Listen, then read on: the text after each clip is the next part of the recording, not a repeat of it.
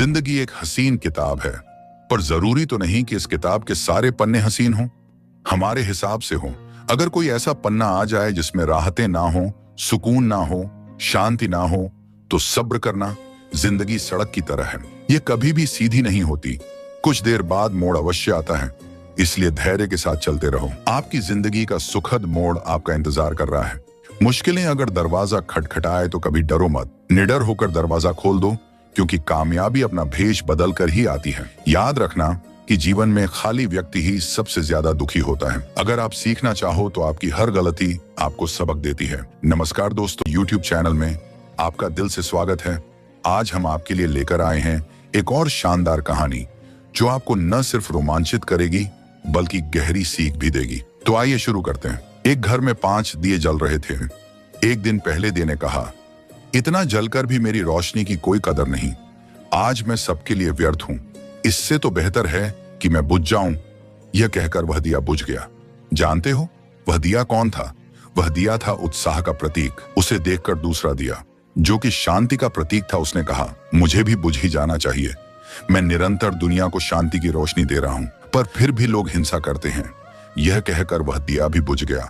तीसरा दिया, जो भाईचारे का था, वो भी उन्हें देखकर बुझ गया। अब ना उत्साह था, ना शांति, ना भाईचारा।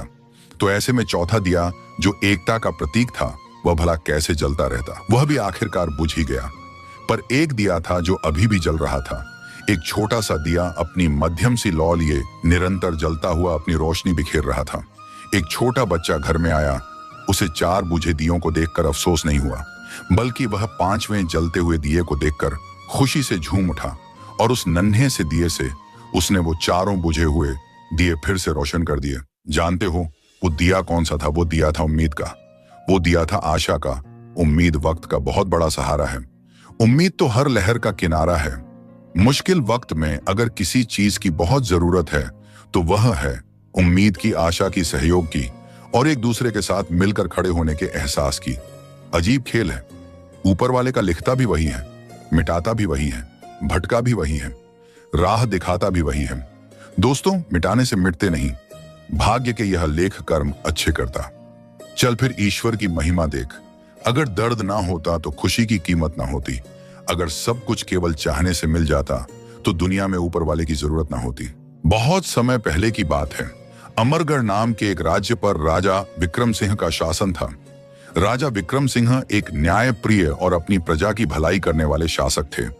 उनके दरबार में कई मंत्री और दरबारी थे, जिनमें से एक प्रमुख मंत्री धर्मपाल थे, जो समय समय पर राजा को उचित सलाह देते थे। उसी राज्य में एक प्रसिद्ध ज्योतिषी रहते थे, जिनका नाम महर्षि देवदत्त था। वे ज्योतिष विद्या में अत्यंत निपुण थे और भविष्यवाणी करने में सिद्ध हस्त माने जाते थे। विद्वान होने के बावजूद वे एक साधारण जीवन जीते थे। उनके पास जो भी लोग आते, वे अपनी श्रद्धा से जो देते, महर्षि उसे स्वीकार कर लेते। लेकिन वे किसी से कुछ मांगते नहीं थे। यदि वे चाहते तो अपनी विद्या के बल पर अपार धन संपत्ति अर्जित कर सकते थे, परंतु उन्हें लालच से कोई सरोकार नहीं था। महर्षि देवदत्त की भविष्यवाणियां इतनी सटीक होती थीं कि जो कुछ वे कहते वह सत्य सिद्ध होता। धीरे धीरे उनके ज्ञान और सत्यवादिता की चर्चा पूरे राज्य में फैलने लगी। ये समाचार मंत्री धर्मपाल तक भी पहुंचा। मंत्री ने अपने एक सेवक को महर्षि देवदत्त के पास भेजा और संदेश दिया कि वे उनसे मिलना चाहते हैं। किंतु महर्षि देवदत्त ने मिलने से मना कर दिया और उत्तर दिया, यदि मंत्री जी मुझसे मिलना चाहते हैं तो उन्हें स्वयं मेरे पास आना होगा। मुझे उनसे मिलने की कोई इच्छा नहीं है। मंत्री धर्मपाल को यह अपना अपमान प्रतीत हुआ। वे सोचने लगे, एक साधारण व्यक्ति की यह हिम्मत कि वह मेरे आदेश को टाल दे। फिर कुछ विचार कर वे स्वयं महर्षि देवदत्त के घर जा पहुंचे। महर्षि ने उनका स्वागत करते हुए कहा, मंत्रीवर, मैं एक साधारण व्यक्ति हूं। बताइए, मैं आपकी क्या सेवा कर सकता हूं? मंत्री धर्मपाल बोले, महर्षि, मैंने सुना है कि आप ज्योतिष विद्या में अत्यंत पारंगत हैं। मैं भी यह विद्या सीखना चाहता हूं। क्या आप मुझे यह विद्या सिखा सकते हैं?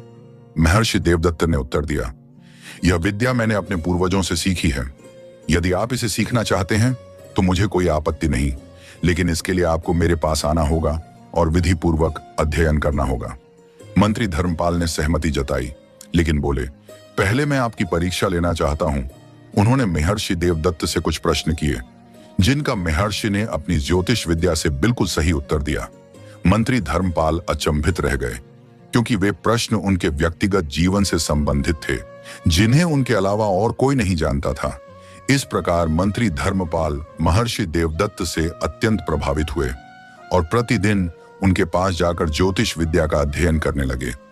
आहिस्ता आहिस्ता दोनों में अच्छी दोस्ती हो गई और वे अच्छे मित्र बन गए। अपने मित्र धर्मपाल को महर्षि देवदत्त ने ज्योतिष विद्या सिखाई। मंत्री धर्मपाल अब ज्योतिष विद्या में निपुण हो चुका था और उसकी कही हुई बातें भी बिल्कुल सत्य सिद्ध होने लगी। एक दिन मंत्री ने सोचा, मुझे अपने मित्र महर्षि देवदत्त के भाग्य का भी हिसाब लगाना चाहिए। जब उसने गणना की तो उसे पता चला कि आने वाले 30 दिन महर्षि के लिए अत्यंत अशुभ और संकटमय हैं। यदि वे 30 दिनों तक घर से बाहर निकले तो उनकी जान को खतरा हो सकता है। यह देखकर मंत्री धर्मपाल चिंतित हो गया। उसे विश्वास था कि अब उसकी गणना गलत नहीं हो सकती। वह तुरंत महर्षि देवदत्त के घर पहुंचा और कहा, मित्र, अगले 30 दिन तुम्हारे लिए बहुत ही अशुभ हैं। कृपया इन 30 दिनों तक घर से बाहर मत निकलना। महर्षि देवदत्त ने स्वयं अपनी गणना की तो पाया कि यह भविष्यवाणी सही थी। सच में आने वाले 30 दिन उनके लिए अत्यंत कठिन हो सकते थे। मंत्री ने कहा, मैंने तुम्हें चेतावनी दे दी है, अब तुम अपना ध्यान रखना, हम 30 दिन बाद ही मिलेंगे। महर्षि ने उत्तर दिया, ठीक है, मैं 30 दिन तक घर में ही रहूंगा। उम्मीद है कि मेरी जान सलामत रहेगी, आगे जो ईश्वर की इच्छा। इसके बाद महर्षि देवदत्त ने अपने घर का दरवाजा बंद कर लिया और वहीं रहने लगे। एक एक करके 29 दिन बीत चुके थे। फिर 29वां दिन भी आ पहुंचा। अब महर्षि को संतोष हुआ कि अशुभ घड़ियां समाप्त हो चुकी हैं। 30वें दिन उन्होंने स्नान किया और यह सोचकर घर से निकले कि मंत्री धर्मपाल मेरे परम मित्र हैं, वे हमेशा मुझसे मिलने आते हैं, लेकिन मैं एक बार भी उनसे मिलने नहीं गया। मंत्री से मिलने की खुशी में वे यह भूल ही गए कि 30वां दिन अभी पूरा नहीं हुआ था और अशुभ समय अभी समाप्त नहीं हुआ था। वे खुशी खुशी मंत्री जी के महल की ओर रवाना हो गए। मंत्री के महल की तरफ जाने के लिए 2 रास्ते थे, एक तो मुख्य सड़क का रास्ता और दूसरा नदी के किनारे से होकर जाने वाला कच्चा रास्ता। महर्षि देवदत्त ने सोचा, मुख्य सड़क से जाने पर बहुत से लोग मिलेंगे और तरह तरह के सवाल पूछेंगे कि मैं इतने दिन कहाँ था, इसलिए बेहतर होगा कि मैं नदी के किनारे वाले रास्ते से जाऊं। वे उस कच्चे रास्ते से चल पड़े। चलते चलते दोपहर हो गई और सूरज सिर पर चमकने लगा। तभी उन्हें एहसास हुआ कि वे रास्ता भटक चुके हैं और एक वीरान जंगल की ओर निकल आए हैं। चारों तरफ गहरा सन्नाटा था। दूर दूर तक न कोई आदमी दिखाई देता था और न ही कोई जानवर। चलते चलते उन्हें एक पुराना खंडहर दिखाई दिया। महर्षि देवदत्त बहुत ही थकावट महसूस कर रहे थे। सोने लगा कि इस खंडहर की इमारत में जाकर कुछ देर आराम कर लूं। यह सोचकर वह खंडहर के अंदर गए। अंदर पहुंचकर उसने देखा कि एक जगह पर 7 बड़े बड़े संदूक रखे हुए थे और महर्षि देवदत्त को जिज्ञासा हुई कि इन संदूकों में क्या हो सकता है। उसने तुरंत एक पत्थर लेकर संदूकों के तले तोड़ दिए। देखा तो उन संदूकों के अंदर खजाना भरा पड़ा था, हीरे मोती सोना चांदी जवाहरात। ये सब देखकर वह इतना बदहवास हो चुका था कि अपने विद्या के बल पर भी खजाने का राज मालूम न कर सका। आखिर उसने सोचा कि अपने दोस्त मंत्री धर्मपाल को इस खजाने के बारे में बताना ठीक रहेगा, क्योंकि इतनी सारी दौलत मेरे किस काम की है। वह जल्दी जल्दी दौड़ता हुआ नगर की तरफ वापस गया और वहां से मंत्री के महल का रास्ता पकड़ लिया। मंत्री ने जब सुना कि महर्षि देवदत्त खुद आए हैं तो वो बहुत ही हैरान हुआ। उसके हिसाब से तो अभी महर्षि देवदत्त का 30वां दिन पूरा नहीं हुआ था और महर्षि देवदत्त की जान सूरज ढलना तक खतरे में थी। वो तुरंत महर्षि देवदत्त को महल के अंदर बुलाया और बोला, आपने क्यों तकलीफ की? वैसे भी अभी 30वां दिन पूरा नहीं हुआ है। महर्षि देवदत्त बोले, हाँ भाई, मुझे मालूम है कि आज 30वां दिन है और बाकी के 29 दिन की तरह यह भी खुशी से बीत जाएगा, लेकिन हैरानी की बात यह है कि आज का दिन मेरे लिए बड़ा ही भाग्यशाली है। इसके बाद उसने खजाना मिलने की बात मंत्री को बता दी और कहा कि इतनी दौलत का भला मैं क्या करूंगा, आप ये खजाना रख लीजिए। हाँ, अगर आपका दिल चाहे तो उसमें से कुछ मुझे भी दे देना। यह सुनकर मंत्री बड़ा ही हैरान हुआ। उसने जल्दी से 2 घोड़े मंगवाए और उन पर सवार होकर दोनों खजाने वाली जगह पर पहुंच गए। इतना बड़ा खजाना देखकर मंत्री की आंखें फटी की फटी रह गईं और उसके मन में तुरंत बेईमानी जग गई। उसने सोचा कि कहीं ऐसा ना हो कि महर्षि देवदत्त किसी और से इतने बड़े खजाने की बात कह दे, फिर यह बात होते होते राजा के कानों तक पहुंच जाएगी। ऐसा हुआ तो इस खजाने पर राजा कब्जा कर लेगा और मेरे हाथ में कुछ भी नहीं आएगा। इसीलिए जरूरी है कि महर्षि देवदत्त का काम तमाम कर दिया जाए और उसे मार डाला जाए। यह सोचकर मंत्री ने महर्षि देवदत्त को धक्का मारकर जमीन पर गिरा दिया और अपनी तलवार निकाल ली। यह देखकर महर्षि देवदत्त हैरान हो गए और बोले, धर्मपाल, क्या बात है? क्या मुझे कोई गलती हो गई है? धर्मपाल बोला, हाँ, गलती तो तुमसे हुई है, और तुम्हारी गलती यह है कि इतने बड़े खजाने के बारे में तुमने मुझे बता दिया।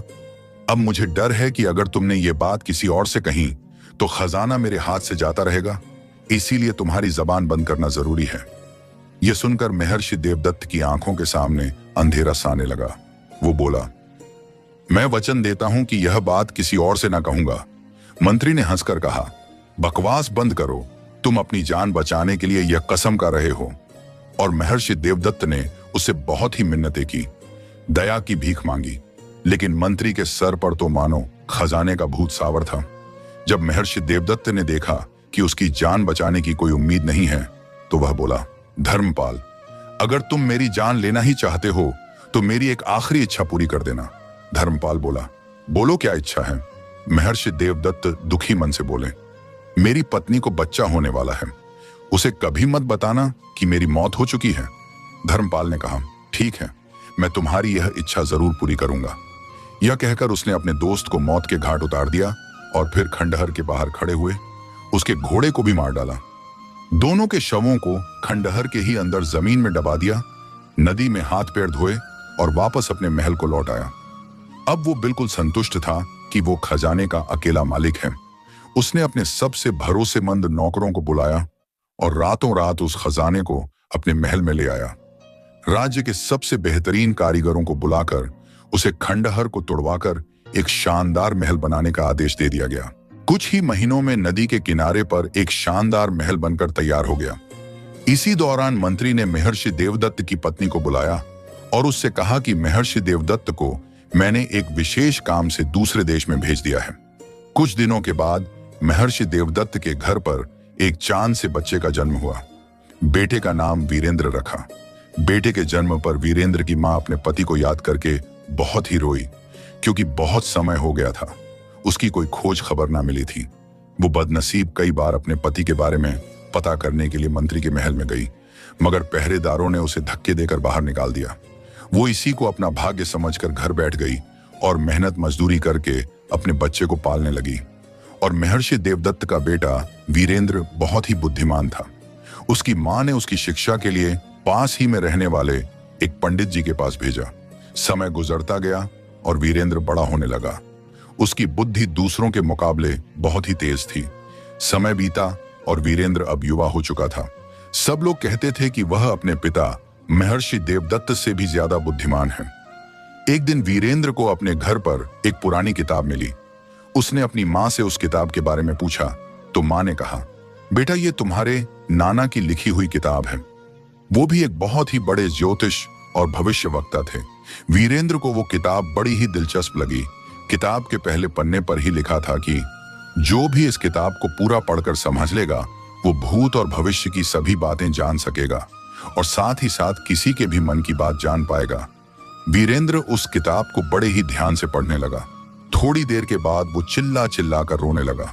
साथ ही किताब भी पढ़ते जा रहा था। फिर अचानक ही हंसने लगा। उसकी मां हैरानी से यह सब देख रही थी और पूछने लगी, क्या हुआ बेटा, तुम कभी हंस रहे हो तो कभी रो रहे हो? वीरेंद्र बोला, मां, यह एक अजीबो गरीब किस्म की किताब है। इसे पढ़कर मुझे पता चल गया है कि मेरे पिता को एक जालिम आदमी ने मार डाला है। यही वजह है कि मैं रो पड़ा।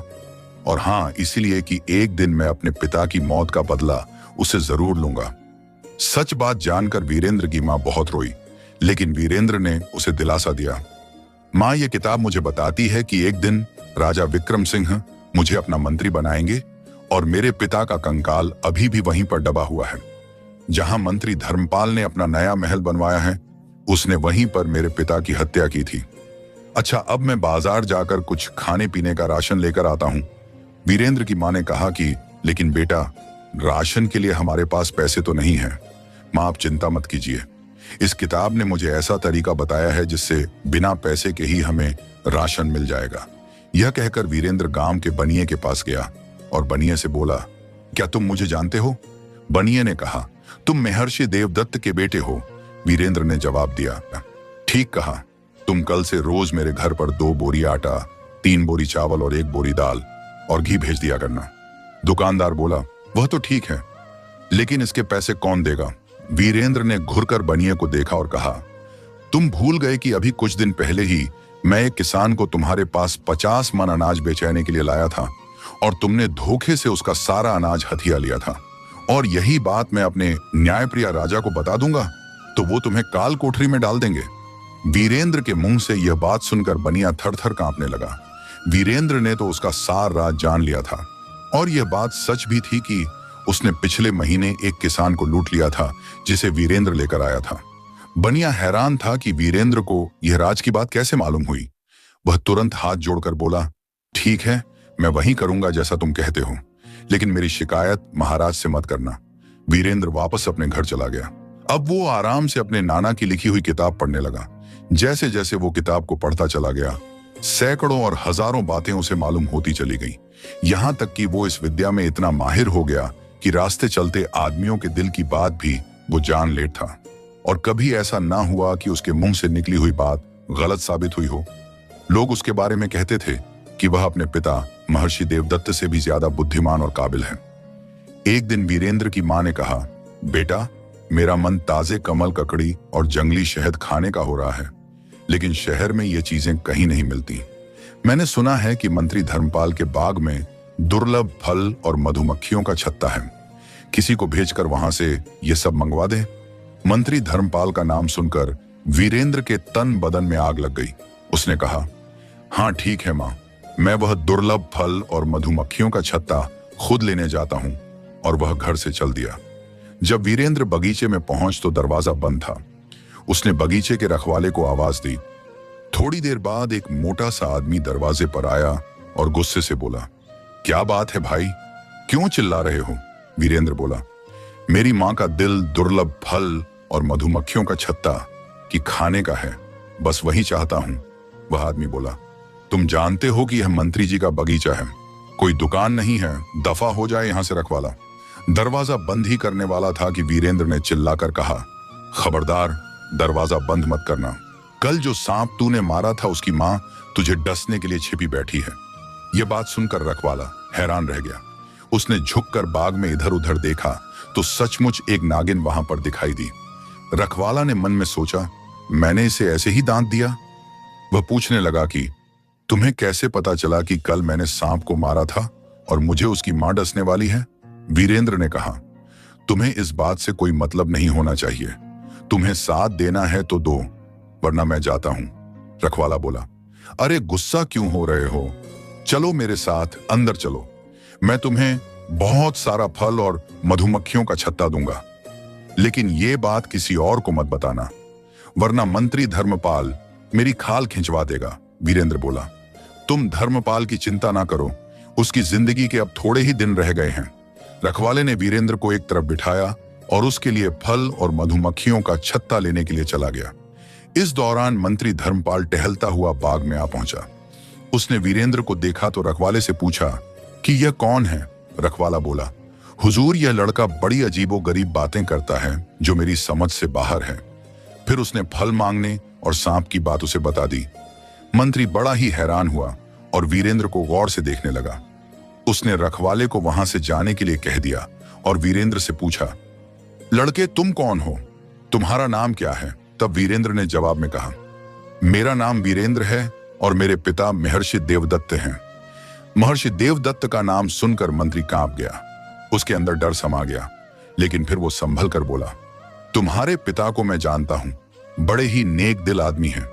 वह मैंने उन्हें एक काम से देश से बाहर भेजो हुआ है। यह सुनकर वीरेंद्र को गुस्सा आ गया और वो बोला, आप गलत कहते हैं, मेरे पिता अब इस दुनिया में नहीं है। उन्हें एक निर्दय आदमी ने धन के लालच में मार डाला है। अब मैं अपने पिता की हत्या का बदला लेना चाहता हूं। यह बात सुनकर मंत्री धर्मपाल के होश उड़ गए। वह समझ गया कि इस लड़के को सब मालूम है। और ये मुझसे बदला लेकर ही रहेगा। किसी तरह धोखे से इसे ठिकाने लगाना पड़ेगा। मंत्री बोला, दुख की बात है कि तुम्हारे पिता की हत्या हो गई है।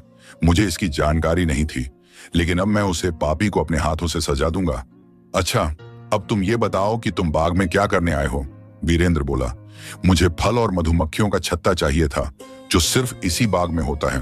धर्मपाल बोला, ठीक है, तुम यहीं पर रुको, मैं अभी किसी नौकर को बुलाकर फल और मधुमक्खियों का छत्ता तोड़वाता हूं। यह कहकर मंत्री एक तरफ चला गया और अपने एक खास नौकर को अकेले में बुलाकर कहने लगा, एक लड़का उधर बाग में बैठा हुआ है, तुम उसे बेहला फुसलाकर धोखे से किसी भी तरह तहखाना में जाओ और वहां पर बंद कर दो, ताकि वह वहीं पर भूखा प्यासा तड़प कर मर जाए। अगर तुम यह काम कर दोगे तो मैं तुम्हारे मन की इच्छा पूरी कर दूंगा और साथ ही तुम्हें बहुत सारा धन भी दूंगा। यह बात सुनकर नौकर तुरंत बगीचे की ओर गया। उसने पीछे से जाकर वीरेंद्र को जकड़ लिया और उसे उठाकर तहखाना की तरफ बढ़ने लगा। वीरेंद्र ने चिल्लाकर कहा, अरे नौकर, तुम ये क्या कर रहे हो? धर्मपाल तुम्हारे मन की इच्छा कभी पूरी नहीं करेगा। वो झूठा आदमी है। अगर तुमने मुझे मारा तो धर्मपाल तुझे भी जिंदा नहीं छोड़ेगा। नौकर हैरान हुआ और उसे नीचे रखकर धीरे से बोला, तुम्हें क्या पता कि मेरे मन में क्या इच्छा है? वीरेंद्र बोला, मैं सब कुछ जानता हूं। तुम मंत्री की बेटी से शादी करना चाहता है और मन ही मन में मंत्री की बेटी भी तुझे प्यार करती है। नौकर वीरेंद्र के कदमों में गिर पड़ा और बोला, हाँ, मेरी यही इच्छा है। वीरेंद्र बोला, मैं तेरी शादी मंत्री की बेटी से करवा सकता हूं और वह समय जल्द ही आने वाला है जब मंत्री को मेरी जरूर पड़ेगी, मगर तुम उस वक्त तक उसे मेरा पता मत बताना, जब तक कि वो तुम्हें 3 तमाचे ना मार दे। लेकिन मंत्री ने मुझे तुम्हें तहखाना में बंद करने के लिए हुक्म दिया है। वीरेंद्र ने कहा, हाँ, तुम उसे कह देना कि तुमने मुझे तहखाना में बंद कर दिया है। और यह कह नौकर ने उसे छोड़ दिया। वीरेंद्र ने फल और मधुमक्खियों का छत्ता लिया और अपने घर को चल दिया। उसके बाद नौकर धर्मपाल के पास गया और बोला, मालिक, मैंने उस लड़के को तहखाने में बंद कर दिया है। मंत्री अब संतुष्ट था कि उसके रास्ते का कांटा साफ हो गया है। जिस दिन मंत्री ने वीरेंद्र को तहखाना में बंद करने की साजिश की, इस रात महाराज विक्रम सिंह को एक अजीबोगरीब सपना दिखाई दिया। लेकिन जब उनकी आंख खुली तो उसे वह सपना याद नहीं रहा। वो बाकी सारे काम भूलकर इसी उधेड़बुन में लग गया कि रात को उसने क्या सपना देखा था। सुबह वो दरबार में आया और अपने सभी मंत्रियों से ये बात कही कि वो जानना चाहता है कि रात को उसने क्या सपना देखा था और उसके सपने का मतलब क्या था। सारे मंत्री परेशान थे कि आखिर राजा के सपने के बारे में कैसे पता किया जाए। राजा ने अपने सबसे बुद्धिमान मंत्री यानी धर्मपाल से कहा कि तुम हमारे सबसे योग्य मंत्री हो, तुम ही बताओ कि रात को हमने क्या सपना देखा था। जब वो भी राजा के सपना के बारे में बताने में नाकाम रहा तो राजा विक्रम सिंह गुस्से से लाल पीले हो गए और बोले, अगर 15 दिन के अंदर तुम मुझे मेरे सपना के बारे में ना बता सके तो तुम मंत्री रहने के लायक नहीं रहोगे। और फिर तुम तो ज्योतिष विद्या भी जानते हो, मेरे सपना के बारे में ना बता सके तो तुम्हारी खैरियत नहीं है। राजा का गुस्सा देखकर मंत्री घबरा गया। दरबार खत्म होने के बाद वह अपने महल में गया। ऐसा करते करते 15 दिन भी बीत गए, लेकिन मंत्री को समस्या का कोई हल ना मिला। तभी अचानक उसे महर्षि देवदत्त के बेटे का ख्याल आया। मन में वो सोचने लगा कि मैंने क्यों उसे मरवा दिया। अगर वो आज जिंदा होता तो जरूर सपने के बारे में मुझे बता देता। फिर मंत्री को ख्याल आया कि हो सकता है वो जिंदा हो, नौकर ने उसे छोड़ दिया हो। फिर उसने इस नौकर को बुलाया और कहा, बहुत दिन पहले मैंने तुम्हें एक लड़के को तहखाना में डालने को कहा था। मुझे यकीन है कि वो तुम्हारे हाथों से बस निकाला होगा।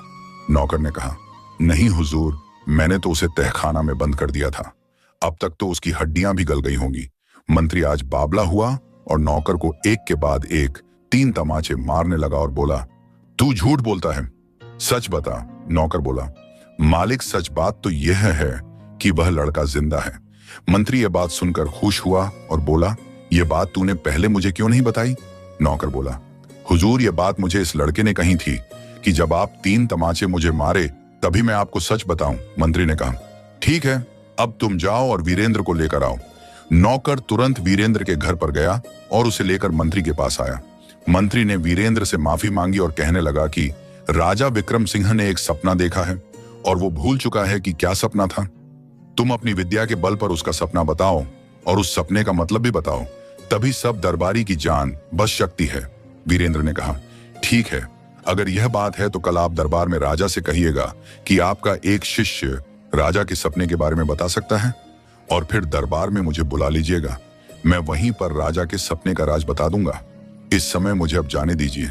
मंत्री बेचारा क्या करता, वह इस बात पर राजी हो गया। अगले दिन राज दरबार में मंत्री ने राजा से बात कही कि मेरा एक शिष्य है जो आपके सपने का रहस्य बता सकता है। राजा ने तुरंत एक सिपाही को वीरेंद्र को बुलाने के लिए भेज दिया।